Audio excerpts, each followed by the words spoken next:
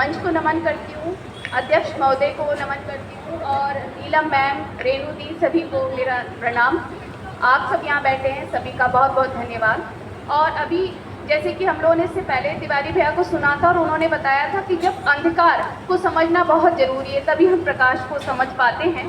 तो मेरी जो रचना है वो इंसान के उस भ्रम को लेकर है जिसे वो पूरे जीवन जीता रहता है।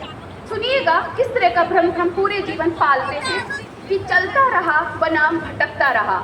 हम लोग चलते हैं और हम सोचते हैं हम चल रहे हैं, बट वो चल नहीं रहे होते, भटक रहे होते हैं। मैं चलता रहा, मैं चलता रहा, मैं चलता रहा।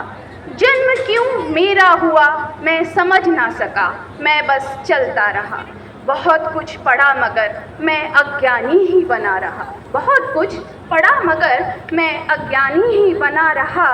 बहुत कुछ पाने की चाह में मैं अनवरत चलता रहा, मैं अनवरत चलता रहा। चलते चलते मैं थक गया, चलते चलते मैं थक गया, मैं रुक कर एक जगह बैठ गया। ये वो उम्र है जब 40 to 50 के बीच की एज होती है और आदमी थक जाता है और बैठता है, सोचता है मैंने क्या किया और अब मुझे क्या करना है। जब मृत्यु सैया पर मैं लेट गया और मैं फिर चलने लगा। फिर उसके बाद एक एज आती है जब वो किसी काम का नहीं होता और वो फिर चलने लगता है। वो कैसे चलता है? चलते चलते मैं थक गया, मैं रुक कर एक जगह बैठ गया।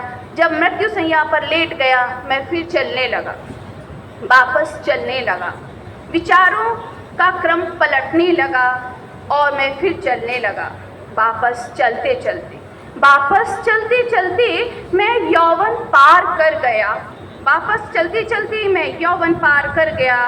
बचपन फिर जन्म तक पहुंच गया।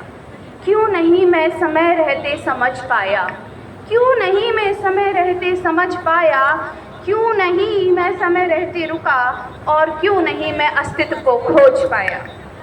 क्यों जीवन का उद्देश्य मुझे समझ ना आया, खुद को मैं नष्ट करता रहा।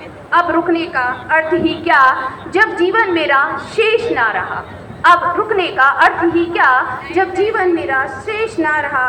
हो सकता था मैं नव निर्माण का आधार, हो सकता था मैं नव निर्माण का आधार। मैं तो अब स्वयं का ना रहा, मैं तो अब स्वयं का ना रहा। तो मेरी एक ये रचना थी, चलता रहा बनाम भटकता रहा। एक छोटी सी रचना में इजाज़त नहीं मैम, ठीक है। तो इसके साथ ही मैं विराम लेती हूँ। धन्यवाद।